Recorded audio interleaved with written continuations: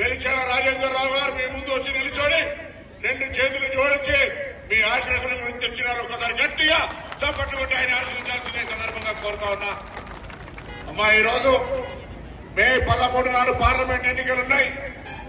Congress party, BJP party, TRS party 3 పార్టీలు పోటీ చేస్తా ఉన్నాయి.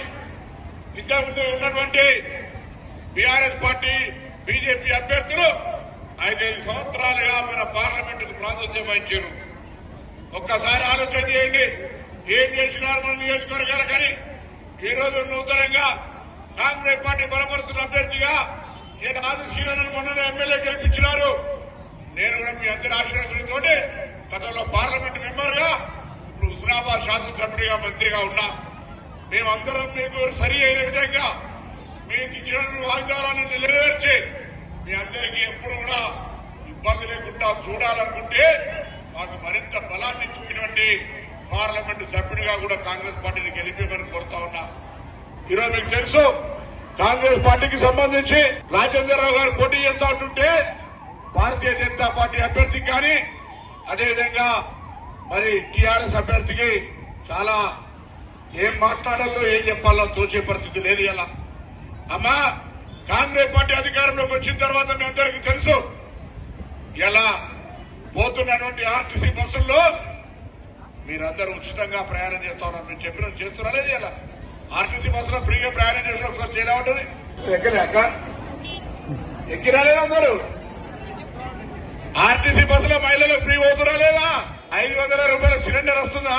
ఎక్కడన్నా సిలిండర్ కు సంబంధించి ఏదైనా ఇబ్బంది ఉంటే మా పార్టీ నాయకులకు చెప్పండి. రానుంటే మండల ఎంఆర్ఓకి చెప్పమని చెప్పి సందర్భంగా కోరుతా ఉన్నా. అదేవిధంగా 200 యూనిట్ల కరెంటు ఫ్రీని గృహజ్యోతి కింద మీ అందరూ కూడా ఇస్తా ఉన్నాం. రాబోయే కాలంలో 3500 ఇండ్లను వేములవాడ నియోజకవర్గంలో ప్రతి ఊరికి కూడా ఇల్లు లేని పేదలందరికీ ఇల్లు ఇచ్చే కార్యక్రమం కూడా తీసుకుంటా ఉన్నాం. ఆరోగ్యశ్రీ కింద 10 లక్షలు ఇచ్చినాం. రాబోయే కాలంలో అంబేద్కర్ సాక్షిగా మా ముఖ్యమంత్రి గారు చెప్పినారు, ఆగస్టు నెలల 2 లక్షల రూపాయల రుణమాఫీ కూడా చేస్తామనేటువంటి మాట చెప్పినారు. అదే కాదు, వచ్చే వానాకాలం పంటకు క్వింటాల్ వడ్లకు 500 రూపాయల బోనస్ ఇచ్చి కూడా వరి ధాన్యాన్ని కొనుగోలు చేస్తామనే మాట మనం చేస్తా ఉన్నాం. 4000 పెన్షన్ కావచ్చు, గృహజ్యోతి కింద, మహాలక్ష్మి పథకం కింద మహిళలకు 2500 కావచ్చు, అన్ని కూడా అమలు చేస్తాం. మీ ఆశీర్వచనంతో సీనన్న, నేను ఎమ్మెల్యేల అసెంబ్లీకి పోయినాక రేవంత్ రెడ్డి గారు ముఖ్యమంత్రి అయిన తర్వాత పోయి అసెంబ్లీ గల్లా చూస్తే గల్లా ఖాళీ.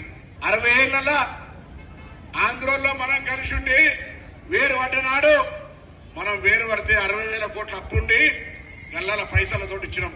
కానీ ఇలా కేసీఆర్ నాయకత్వంలో 10 ఏళ్లలో 7 లక్షల కోట్ల అప్పు చేసి ఎక్కడికక్కడ ఈ రాష్ట్రాన్ని అప్రమయం చేసినాడు. అటువంటి పరిస్థితులలో మళ్లీ ధైర్యంగా ప్రజలకు ఇచ్చిన మాట నిలబెట్టుకోవాలని ఇలా మీ ముందుకొచ్చి ఇన్ని కార్యక్రమాలు చేసినాం, భవిష్యత్తులో కూడా చేస్తాం. దయచేసి ఆది శ్రీరన్నకు కానీ నాకు కానీ ఈ జిల్లా అభివృద్ధి కావాలనుకునేటువంటి వాళ్ళందరూ కూడా ఇలా మా పార్లమెంటు సభ్యుడు గెలిచినట్టయితే తప్పకుండా రాబోయే కాలంలో మరిన్ని పనులు చేసే అవకాశం ఉంటుంది. వాళ్ళకేం లేవు. ఇంతకుముందు ఆ శ్రీనివాస్ గారు చెప్పినట్టుగా టీఆర్ఎస్ పార్టీ అయిన వరంగల్ జిల్లా 5 ఏళ్ళు ఎంపీ, 5 ఏళ్ళు ప్లానింగ్ బోర్డు చైర్మన్. నేను ఇక్కడ టీఆర్ఎస్ నాయకులు అడుగుతున్నా, కనీసం మిమ్మల్ని కూడా కలవలేనటువంటి వ్యక్తి, మిమ్మల్ని పరిచయం చేసుకుని ఏం సమస్యలున్నాయో అడిగి రిసీవ్ చేసుకోలేనటువంటి ఆ వ్యక్తి మనకు అవసరమా అని అడుగుతా ఉన్నాం.